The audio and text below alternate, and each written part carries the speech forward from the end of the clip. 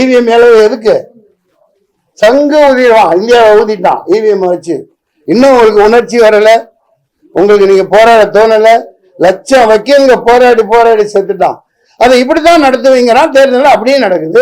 என்ன நடத்தி இப்படி என்னத்தை உன்னத ஆட்சியை கொடுத்துட்டான்?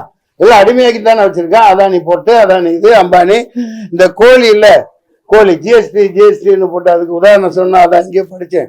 ஃபுல்லா எல்லா முடியும் பிச்சுட்டு, எல்லாம் ஒரு சேவல்ல உள்ள ஒட்டு மொழி எல்லாத்தையும் ரெக்கையை பிச்சுட்டு கீழே போட்டவுடனே 4 தானியத்தை எடுத்து போட்டா அது நகர்ந்துக்கிட்டே வந்து கொத்தி திங்கும். இங்க பார், ஜிஎஸ்டியில குறைச்சிட்டேன், ஜிஎஸ்டியில உங்களுக்கு குறைச்சிட்டேன். வரி போடுவாங்களாம், வரி மேல வரி போடுவாங்களாம். டோல்கேட்டு லட்சக்கணக்கான கோடி, லட்சம் 1000 கோடிக்கு கொள்ளையடிச்சு நிதின் கட்கரி இங்க ஒரு கல்யாணம் லட்சம் கோடியில நடத்துறாங்க. இதுதானே நடக்குது.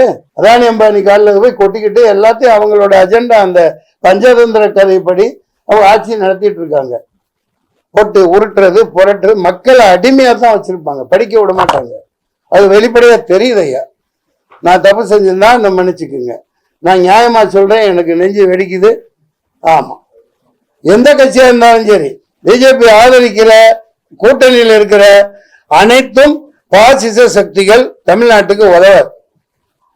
அந்த இடத்துல நான் ஆளுங்கட்சி வேற வழி இல்லை. டிஎம்கே தான் மறுபடியும் வரும், ஆணித்தரமா வரும். நானே விழுந்து வேலை செஞ்சாலும் செய்வேன். இத்தனை காலம் எதிர்த்தவன், இப்ப வேற எனக்கு வழி இல்லை. எங்கேயும் செய்வேன். இதுவே என் பிரச்சாரம் தான். எங்கேயும் செய்வேன்.